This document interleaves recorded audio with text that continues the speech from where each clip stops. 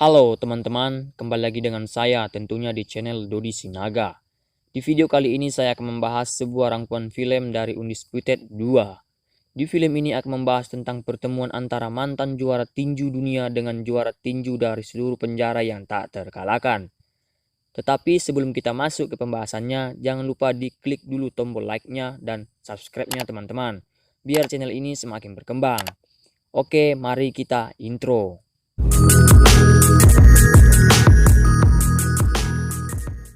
Di scene awal diperlihatkan dengan seorang yang bernama Boyka, di mana dia adalah juara tinju dari seluruh penjara yang tak terkalahkan. Di mana dia akan segera bertanding melawan juara tinju dari penjara lain, dan mereka pun bertaruh.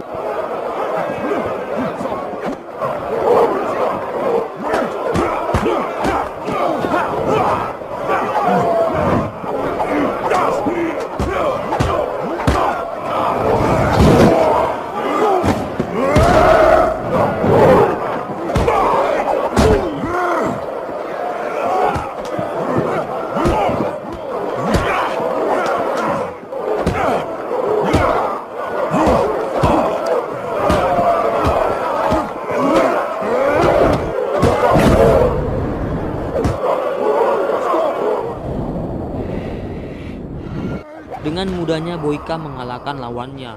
Lalu para bandar judi pun dan para petinggi penjara pun sudah hampir tumpur, disebabkan banyaknya orang-orang yang bertaruhan memilih Boyka.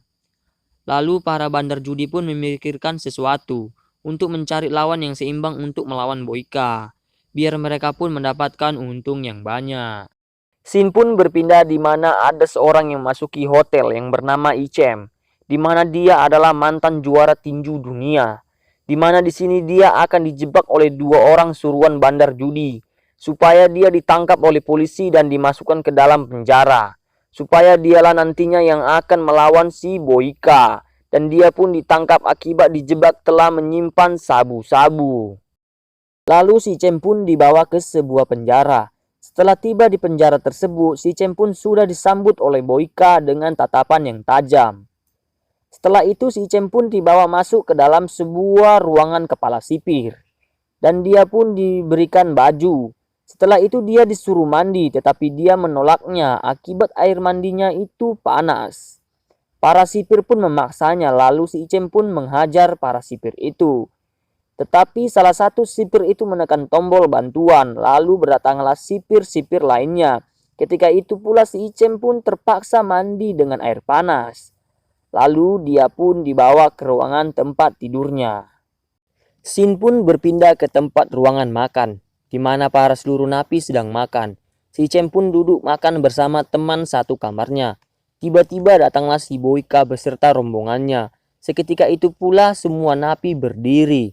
Tapi si Icem tidak mau berdiri. Lalu salah satu pengikut Boyka memperingatkannya. Tapi si Icem malah tidak peduli dan lalu menghajarnya. Ketika itu si Icem mendekati si Boyka dengan membawa secangkir air. Terus meludahi cangkir itu dan menyiramnya ke muka si Boyka. Lalu mereka pun bertengkar. Seketika itu para sipir memisahkan mereka. Lalu tak ada berapa hari di mana si Boyka bertanding lagi melawan petarung dari penjara lain. Dan pertarungan itu pun dimulai.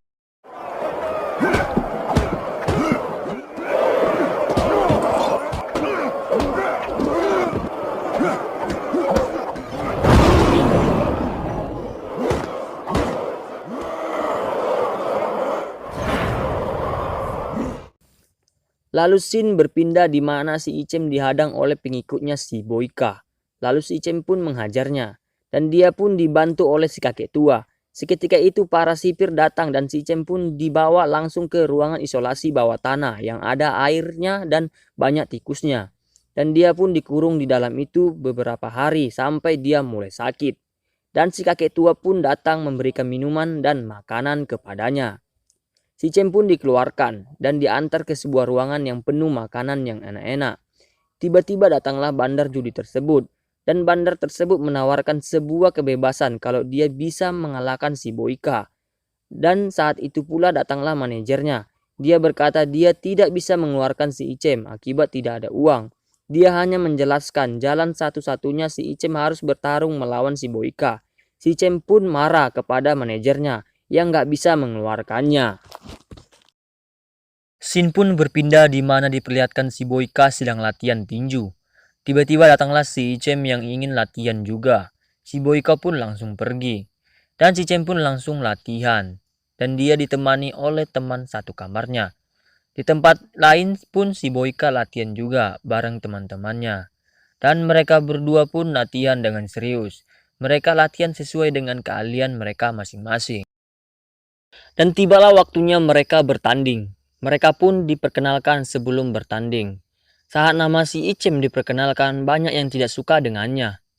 Dan ketika nama Boyka diperkenalkan, begitu banyak yang menyukai dan mendukungnya. Dan kemudian pertandingan ronde pertama pun dimulai. Mereka pun saling serang menyerang dan menghindari pukulan satu sama lain. Lalu datanglah anak buah Boyka menukar minuman yang sudah bercampur bius kepada partnernya si Icem. Supaya nanti si Icem mudah dikalahkan. Dan si Icem pun dengan mudahnya membuat si Boyka kewalahan. Bahkan sampai terjatuh. Lalu si Boyka pun berdiri kembali. Boyka langsung menyerangnya dan menggunakan serangan jarak jauh menggunakan kakinya. Si Icem pun mulai kewalahan dengan tendangan dari si Boyka bahkan sampai terjatuh. Tak ada berapa lama, bel ronde pertama pun selesai. Lalu mereka istirahat sejenak. Si Icem pun meminta air minum dan dia pun meminum air yang sudah tertukar tadi. Di sisi lain si Boyka mengamuk-ngamuk gitu. Dan bel ronde kedua pun berbunyi. Dan mereka kembali bertarung. Tak ada berapa lama si Icem pun sudah mulai pusing dan penglihatannya pun sudah tidak jelas lagi. Si Icem pun mencoba untuk berusaha melawan tapi sia-sia. Malah si Boyka dengan mudah menghajarnya. Bahkan sampai babak belur tanpa ada perlawanan lagi. Dan si Icem pun tumbang. Lalu si Boyka lah jadi pemenangnya. Lalu scene berpindah di salah satu ruangan di mana si Icem sedang dirawat. Dan dia pun terbangun dan di situ pula ada si kakek tua. Lalu si kakek tua pun menceritakan semua kejadian. Bahwasannya dia telah dicurangi dan dihianati temannya. Dengan mengganti air minumnya dengan air yang sudah diberi bius. Lalu si Icem pun kesal dan pergi mendatangi temannya itu. Tetapi dia mendapati temannya itu sudah gantung diri. Lalu dia coba untuk menurunkan kawannya itu. Dan dia pun membaca surat dari temannya itu sebelum meninggal. Seketika itu si Icem pun mendatangi si Boyka yang sedang makan. Si Icem pun mengamuk kepada si Boyka. Karena salah satu anak buahnya sudah berbuat curang. Tetapi si Boyka tak percaya dengan perkataannya si Icem. Malah si Boyka berkata dia petarung tak pernah terkalahkan. Tetapi si Icem membalas dengan perkataan petarung yang tak terkalahkan tapi berbuat curang. Dan kepala sipir pun datang dan si Icem pun mendekatinya. Dia berkata dia telah dicurangi. Dengan mengamuknya si Icem memukul kepala sipir itu. Lalu si Icem pun diseret keluar oleh para sipir dan dia diikat di luar. Lalu scene berpindah di mana si Boyka sedang berkumpul dengan anak buahnya. Dia bertanya kepada anak buahnya siapa yang sudah mencurangi lawannya tersebut. Karena si Boyka tidak suka berbuat curang. Dia ingin jadi petarung sejati. Lalu seketika itu pun si Boyka membunuh anak buahnya itu yang sudah berbuat curang kepada lawannya. Lalu scene berpindah kepada si Icem yang diikat di luar berhari-hari. Dan pada saat itu musim salju. Lalu di pagi hari ada beberapa napi yang memberi dia jaket biar dia tidak kedinginan. Bahkan ada yang memberi makan dan minum. Lalu kepala sipir marah karena si Icem telah dibantu. Dan kepala sipir berkata siapa yang menolong si Icem disuruh maju dan akan dihukum.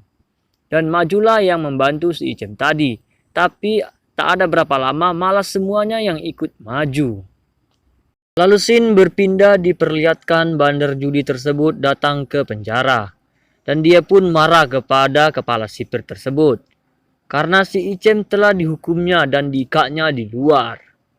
Lalu bandar tersebut menjumpai si Icem dan dia minta maaf akibat tidak diperlakukan dengan baik di penjara tersebut. Dan dia pun membujuk agar si Icem kembali bertarung lagi. Biar dia dapat dibebaskan. Dan akhirnya si Icem pun mau bertanding lagi dengan syarat tidak ada lagi kecurangan. Dia ingin bertanding dengan adil. Lalu Sin diperlihatkan si Icem sedang latihan kembali. Dan si kakek tua pun mendatanginya. Dan dia menawarkan diri melatihnya, tapi dia tidak mau. Tapi si kakek tua itu berkata memang dirinya tidak seorang petarung, tetapi dia seorang pembunuh yang sadis. Di sisi lain dia melihat Boyka sedang latihan. Si Icem pun berlatih dengan serius, sambil membayangkan tendangan-tendangan si Boyka waktu mereka bertarung kemarin. Dan dia pun mencoba belajar cara bertarung dengan menendang. Dan dia pun terus-menerus berlatih, sambil diajari oleh si kakek tua. Dan di tempat lain si Boyka juga latihan bersama anak buahnya. Lalu si Icem diajari oleh si kakek tua cara kuncian, terutama kuncian untuk kaki, untuk bisa mematahkan kakinya si Boyka nanti. Lalu Sin berpindah di mana waktunya mereka bertarung. Lalu mereka masuk ke dalam ring. Dan bel ronde pertama pun dibunyikan.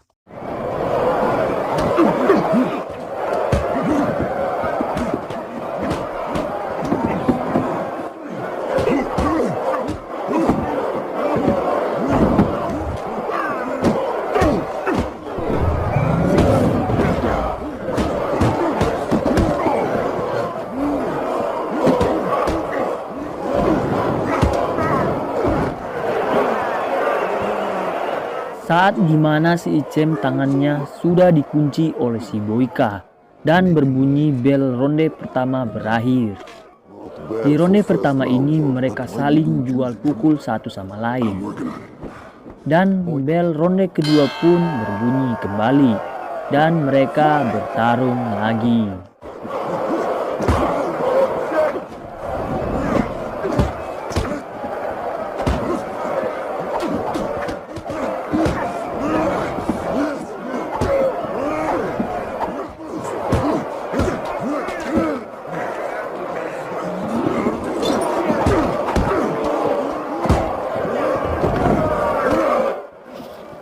Bel ronde kedua pun berakhir kembali, di mana di ronde kedua ini mereka sangat sengit melancarkan pukulan satu sama lain. Dan dia pun dinasihati oleh si kakek tua. Dan si Icem pun terbayang akan perlakuan si sipir kepadanya. Si kakek tua berkata, si Icem harus menang dan keluar dari penjara ini. Lalu bel berbunyi kembali, dan si Icem pun dengan semangatnya bertarung kembali. Kali ini si Boyka dibuatnya sangat kewalahan. Tidak sedikit pun si Boyka diberi kesempatan untuk melancarkan serangan. Lalu si Icem pun menjatuhkan si Boyka dan dia pun mengunci kakinya si Boyka. Lalu dia terbayang saat si kakek tua mengajarinya cara mematahkan kaki dengan kuncian yang diajari si kakek tua itu. Lalu si Icem pun mengunci sekuat tenaga kakinya si Boyka biar patah. Dan akhirnya kaki si Boyka pun patah. Dan akhirnya si Icem pun menang. Lalu Sin memperlihatkan si Icem dibebaskan oleh si bandar judi. Dan dia meminta maaf sudah menjebaknya dulu. Dan si Icem pun diberi uang hasil pertandingannya itu. Saat si Icem hendak mau keluar, dia langsung pergi ke kantor kepala sipir. Dia pun menyerahkan uangnya satu koper kepada kepala sipir tersebut, agar si kakek tua itu pun dikeluarkan juga. Lalu si Icem mendatangi kamar si kakek tua itu. Dia mengajak si kakek tua untuk keluar dari penjara. Dan mereka pun keluar dari gerbang penjara itu. Lalu Sin berpindah di stasiun kereta api. Mereka menunggu cucunya si kakek tua untuk menjemputnya. Saat cucunya sudah datang, lalu mereka pun berpisah. Si Icem pun pergi meninggalkan mereka. Film pun tamat.